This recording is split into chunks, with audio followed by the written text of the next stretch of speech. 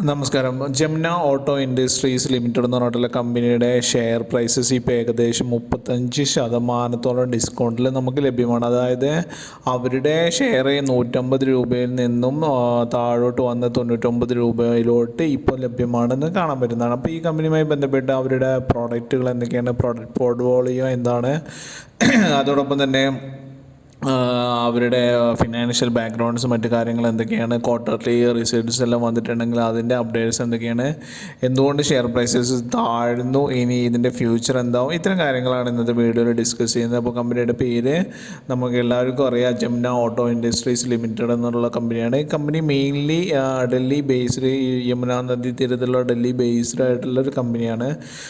അപ്പോൾ ഈ കമ്പനിയുമായി ബന്ധപ്പെട്ട് മറ്റു കാര്യങ്ങൾ നോക്കുകയാണെങ്കിൽ ഒറിജിനൽ എക്യുപ്മെൻറ്റ് മാനുഫാക്ചേഴ്സ് OEM വേണ്ടിയിട്ട് പല ഇത് മെയിൻലി ഇവരുണ്ടാക്കുന്നത് ഈ ലീഫ് സ്പ്രിങ് മറ്റു കാര്യങ്ങളാണ്.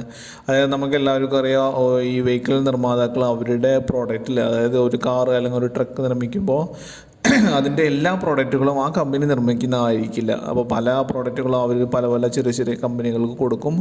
അത്തരത്തിൽ കൊമേഴ്ഷ്യൽ വെഹിക്കിൾസിന് വേണ്ടിയിട്ട് മെയിൻലി ഈ ലീവ് സ്പ്രിങ് അതുപോലെ തന്നെ മറ്റു സ്പ്രിങ്ങുകൾ ഉണ്ടാക്കുന്ന കമ്പനിയാണ് ജംന ഓട്ടോ ഇൻഡസ്ട്രീസ് എന്ന് കാണാൻ പറ്റും. അപ്പോൾ ഇതിൻ്റെ ഒരു പ്രോഡക്റ്റ് പോർട്ട്ഫോളിയോ നോക്കുകയാണെങ്കിൽ നമുക്ക് കാണാൻ പറ്റുന്നത് പിന്നെന്താ പറയുക, ഇതിൻ്റെ leaf spring allied components, lift axle allied components, trailer mechanical suspension, trailer air suspension, trailer SPD bus air suspension, stabiliser bar, Z spring, ഇത്തരം കാര്യങ്ങളാണ് ഇവരുടെ മെയിൻ പോർട്ട്ഫോളിയോ. ഇനി അവർ പുതുതായിട്ട് പല മേഖലകളിലൂടെ വന്നിട്ടുണ്ട്, എസ്പെഷ്യലി അഗ്രികൾച്ചർ റിലേറ്റഡ് ആയിട്ടുള്ള പ്രോഡക്ട്സ്. അതായത് ഇപ്പോൾ ഇതിൽ തന്നെ നമുക്ക് കാണാൻ പറ്റുന്നതാണ് അവരുടെ പ്രോഡക്റ്റ്.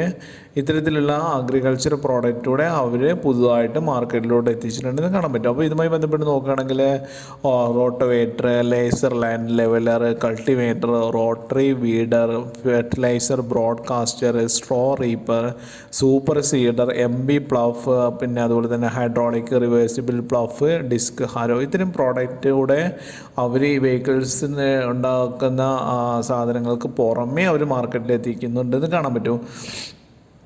അപ്പോൾ ഇതുമായി ബന്ധപ്പെട്ട് നോക്കുകയാണെങ്കിൽ ഇവരുടെ ഒരു മാർക്കറ്റ് പൊസിഷൻ വളരെ ഇമ്പോർട്ടൻ്റ് ആണ്. ഏകദേശം 62 മുതൽ 65 മാർക്കറ്റ് ഷെയർ കൊമേഴ്ഷ്യൽ വെഹിക്കിൾസിൽ യൂസ് ചെയ്യുന്നത് ഇവരുടെ പ്രോഡക്റ്റാണെന്ന് കാണാൻ പറ്റും. അതായത് വലിയൊരു മാർക്കറ്റ് സ്പേസ് തന്നെ ഇവർക്കുണ്ടെന്ന് കാണാൻ പറ്റുന്നതാണ്. ഇതുമായി ബന്ധപ്പെട്ട് മറ്റു കുറേ പ്രോഡക്റ്റ് കൂടെ ഇവർ ഉണ്ടാക്കുന്നുണ്ടെന്ന് കാണാൻ പറ്റും. അതായത് നമ്മൾ ഓൾറെഡി ഡിസ്കസ് ചെയ്തു അഗ്രികൾച്ചർ റിലേറ്റഡ് ആയിട്ടുള്ള പ്രോഡക്റ്റ്. അപ്പോൾ ഇതുമായി ബന്ധപ്പെട്ട് ഇനി ഇവരുടെ ഒരു സബ്സിഡറി നോക്കുകയാണെങ്കിൽ ഓട്ടോമോട്ടീവ് കോമ്പണൻസ് എന്ന് പറഞ്ഞിട്ടുള്ള കമ്പനി ഇവരുടെയാണ്. അതുപോലെ തന്നെ സസ്പെൻഷൻസ് സിസ്റ്റംസ് പ്രൈവറ്റ് ലിമിറ്റഡ് എന്ന് പറഞ്ഞിട്ടുള്ള കമ്പനി ഇവരുടെയാണ്. അതുപോലെ തന്നെ സസ്പെൻഷൻസ് ലിമിറ്റഡ് എന്ന് പറഞ്ഞിട്ടുള്ള സബ്സിഡറി കമ്പനിയുടെ ഇവരുടെയാണെന്ന് കാണാൻ പറ്റും.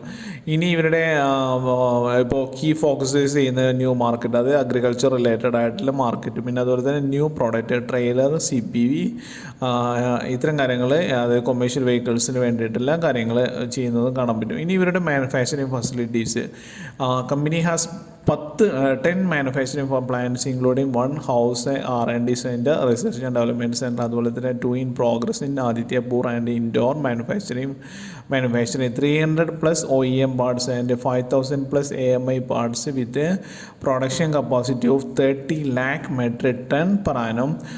Companies manufacturing plants are strategically located across OEM plants. അതായത് ഇവരുടെ മാനുഫാക്ചറിങ് ഫെസിലിറ്റീസ് 10 മാനുഫാക്ചറിങ് ഫെസിലിറ്റീസ് ഉണ്ടെന്ന് കാണാൻ പറ്റും. പിന്നെ R&D centre, research and development centres ഉണ്ടെന്ന് കാണാൻ പറ്റും. പിന്നെ ഇവരുടെ പ്രോഡക്റ്റ് പോർട്ട്ഫോളിയോ നോക്കിയാൽ 300+ OEM പാർട്സ്, അതുപോലെ തന്നെ 5000+ AMI പാർട്സ്. AMI എന്ന് പറഞ്ഞാൽ അഗ്രികൾച്ചർ റിലേറ്റഡ് ആയിട്ടുള്ള പ്രോഡക്റ്റുകളുടെ ഒരു പാർട്ടുകളും ഇവരുണ്ടാക്കുന്നത് കാണാൻ പറ്റും. ഇതിൻ്റെ പ്രൊഡക്ഷൻ കപ്പാസിറ്റി 30 ലക്ഷം മെട്രിക് ടൺ ആണെന്ന് കാണാൻ പറ്റും. പിന്നെ ഇവരുടെ മെയിൻലി വേറെ പ്രത്യേകത, ഈ OEM പ്ലാന്റ് എവിടെയൊക്കെയുണ്ടോ, അതായത് ഒരു വെഹിക്കിൾസ് നിർമ്മിക്കുന്ന പ്ലാന്റ് എവിടെ ഉണ്ടോ അതിന് ചേർന്ന് തന്നെ ഇവർ അവരുടെ ഒരു പ്ലാന്റിലൂടെ അവരുടെ പ്രൊഡക്ഷൻ ഫെസിലിറ്റീസോടെ പ്ലാന്റ് ചെയ്യുന്നുണ്ടെന്ന് കാണാൻ പറ്റുന്നതാണ്.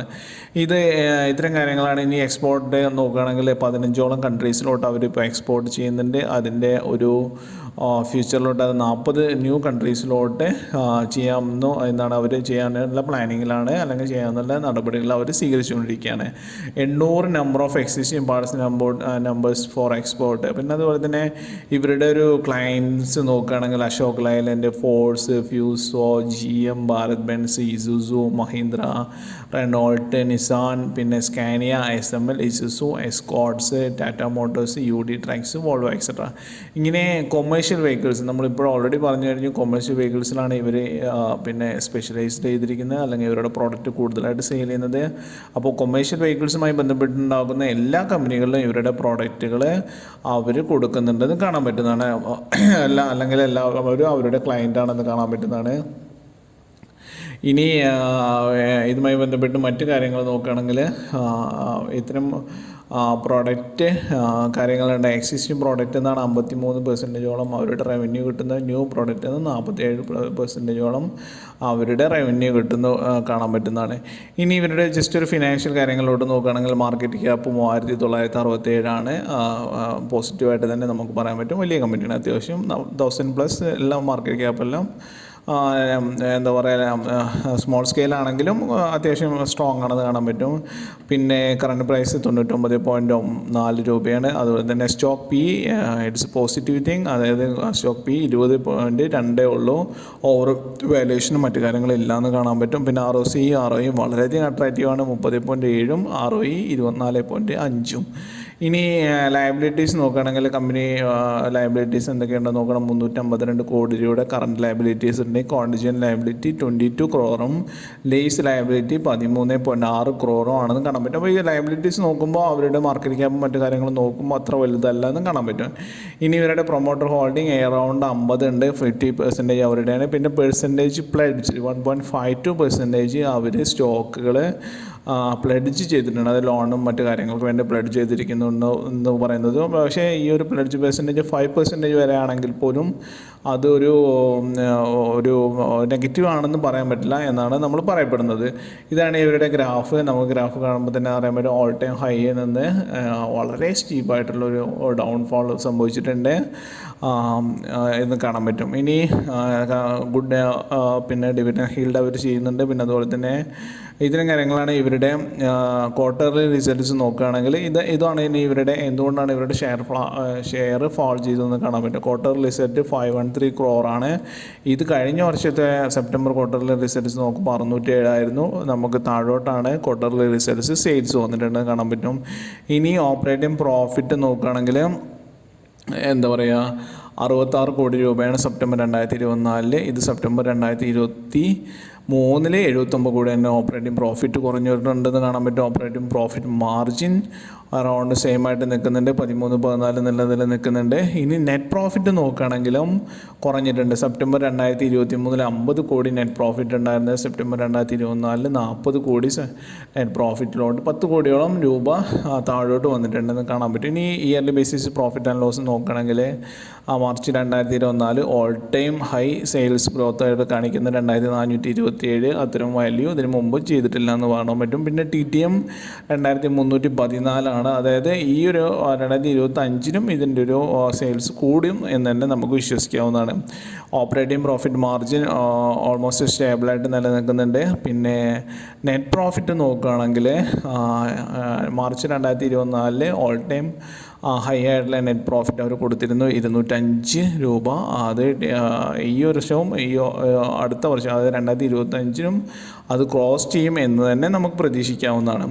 അപ്പോൾ ഇത്തരം കാര്യങ്ങളായിരുന്നു അവരുടെ ഷെയർ പ്രൈസസ് ഡൗൺ ആവാനുള്ള കാരണങ്ങൾ. ഇതുമായി ബന്ധപ്പെട്ട് ഇനി മറ്റു കാര്യങ്ങൾ നോക്കുകയാണെങ്കിൽ ബാക്കി ഫിനാൻഷ്യലി സ്ട്രോങ് ആണ്, സെയിൽസും ഇതും ഗ്രാജുവലായിട്ട് ഇൻക്രീസ് ചെയ്യുന്നുണ്ടെന്ന് കാണാൻ പറ്റും. മാർക്കറ്റ് ഷെയർ കൂടുതലാണ്, ലയബിലിറ്റീസ് കുറവാണ്. പിന്നെന്താ പറയുക, അപ്പോൾ ഇപ്പോൾ ഉള്ള ഈ ഒരു അവസരം മുതലെടുക്കുകയാണെങ്കിൽ 200 DMAയുടെ താഴെ വന്നിരിക്കുന്ന ഷെയർ നമ്മൾ പർച്ചേസ് ചെയ്യുകയാണെങ്കിൽ വളരെ പെട്ടെന്ന് തന്നെ നമുക്കൊരു ബൗൺസ് ബാക്ക് അല്ലെങ്കിൽ ഒരു പെട്ടെന്ന് തന്നെ ഒരു ഷെയറിലൊരു ഉണർവ് നമ്മൾക്ക് പ്രതീക്ഷിക്കാവുന്നതാണ്. അപ്പോൾ ഇത്തരം കാര്യങ്ങൾ ഇതുമായി ബന്ധപ്പെട്ട് പറയാനുള്ളത്. ഇൻവെസ്റ്റ് ചെയ്യുന്നതിന് മുമ്പ് എന്താ പറയുക, നിങ്ങൾ സ്വന്തമായിട്ട് അനലൈസ് ചെയ്യുക. അതുപോലെ തന്നെ നിങ്ങളുടെ ഫിനാൻഷ്യൽ അഡ്വൈസർ അനലൈസോടെ അല്ലെങ്കിൽ അവരുടെ അഡ്വൈസ് റിസീവ് ചെയ്തതിന് ശേഷം മാത്രം ഇൻവെസ്റ്റ് ചെയ്യുക എന്നോട് റിക്വസ്റ്റ് ചെയ്യുകയാണ്.